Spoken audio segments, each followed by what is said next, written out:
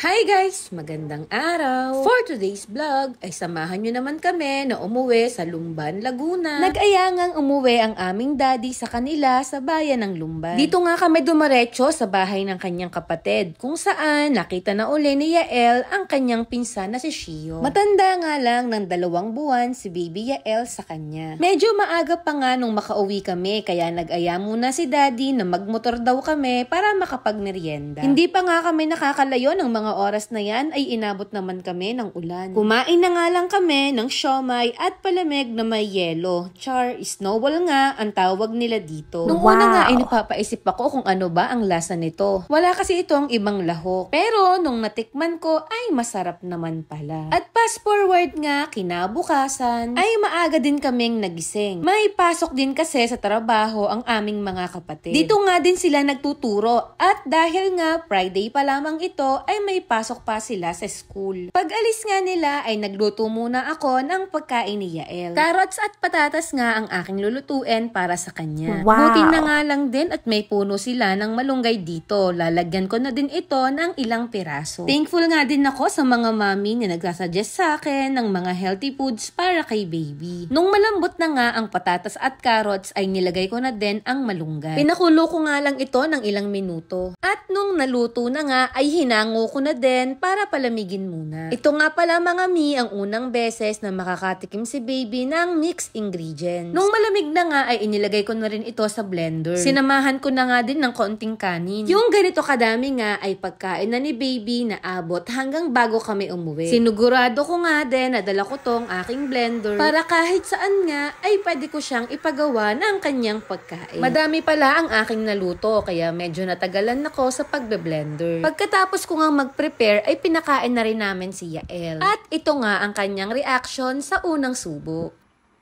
Yung lasa? It's yummy! Mabuti na nga lang at nagustuhan ni baby ang kanyang pagkain. Sana nga talaga hanggang paglaki niya ay mapakain ko siya ng mga ganitong gulay. After ngang kumain ni baby ay pinaliguan ko na rin siya. At sinubukan nga din namin kung papaano sila maglalaro ng kanyang pinsan. Medyo nagugulat pa nga sila sa isa't isa. Sadya kasing meron silang pagkakaparehas. Kahit nga kami ay nalilito sa mga boses nila. Kinahapunan nga ay tumambay din muna kami sa labas ng bahay. Wow. Nga din at maganda ang panahon. Nilabas nga din muna namin si baby para naman makakita siya ng ibang paligid. Pag kasi nasa apartment kami ay hindi nga kami masyadong lumalabas. Yung mga ganitong moment nga din ang pinakagusto ko, yung nakikita kong buhat ni daddy si Yael. Kapag pinagmamasdan ko nga sila ay iba ang pakiramdam sa puso. Isa talaga sa lagi naming pinagpipray kay Lord na palagi nga kaming gabayan at bigyan ng lakas ng katawan para kay baby. Lalo na nga ang aming daddy sa kanyang trabaho. Nung mga oras nga din na ito ay napasabi na lamang ako na ang popogi ng aking mag-ama. Char. Wow. Nagkaayaan nga din kami na sa labas na lamang kumain ng hapunan. Dito nga ito sa drop by dito sa Pagsanhan. Nung mga panahon nga na iyan ay hinihintay namin ang aming kapatid na bunso ni na daddy. Nakakatuwa nga ding isipin. Dati kasi ay ang unti lang nila sa kanilang pamilya. 3 lang kasi silang magkakapatid. Pero ngayon lahat sila ay may mga anak na. Habang nasa biyahe nga kami ay nakatulog na rin si Yael. Pumasok na din kami sa loob para maghanap ng mauupuan. Ang ganda nga rin ng place nila dito. Maganda nga sana dito sa baba pero sinabihan kami ng mga crew na mas okay daw kung sa close area kami. May mga kasama daw kasi kaming mga bata.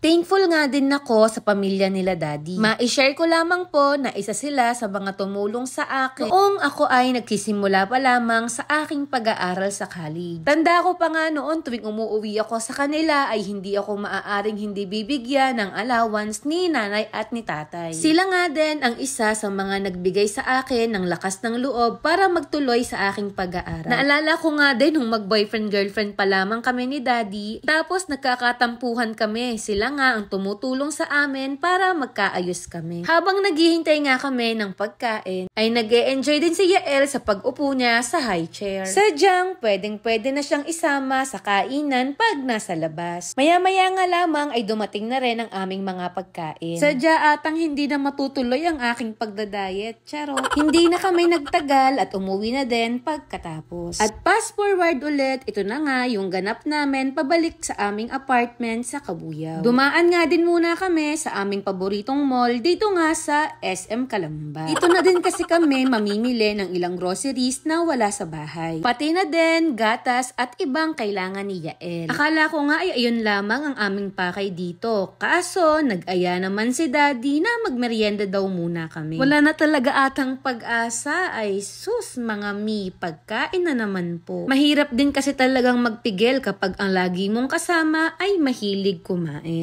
Si Daddy na nga ang naghanap ng pwede naming merienda ng mga oras na iyan. Habang naghihintay nga kami ni Baby ay hinayaan ko muna siya na malibang sa panonood kay Miss Rachel. Pagkatapos nga naming magmerienda ay nagpunta na rin kami sa supermarket. Syempre mga mi, ang unang laman ng basket ay diaper. Habang namimili nga kami ay nagulat na lamang ako nang biglang may tumawag kay Baby Yael. Isa nga daw si ate sa mga nanonood sa amin. Wow. Medyo nahihiya nga ako ng mga panahon na iyan. Sa tunay po kasi ay nilakasan ko lamang ang loob ko pagdating sa vlogging. Mahilig lang kasi talaga akong mag-post ng mga pictures at video ni Baby sa social media. At sadyang nauubos talaga ang storage ng aking cellphone. Kaya katulad ng ibang mami ay sumubok lang din ako. Pasalamat na nga din ako at suportado ako ni Daddy. Ang sarap lang din kasi sa pakiramdam na may mga nakaka-appreciate ng mga ginagawa naming video. Ganun pala yung feeling na sinasabi nila na nalilibang daw sila sa mga vlog namin. May mga panahon na naiisip namin na baka kung ano ang sabihin sa amin ng ibang tao. Pero katulad nga ng lagi kong sinasabi, hanggat may isang naniniwala sa amin ay ipagpapatuloy po namin. Kaya maraming salamat po sa patuloy na suporta.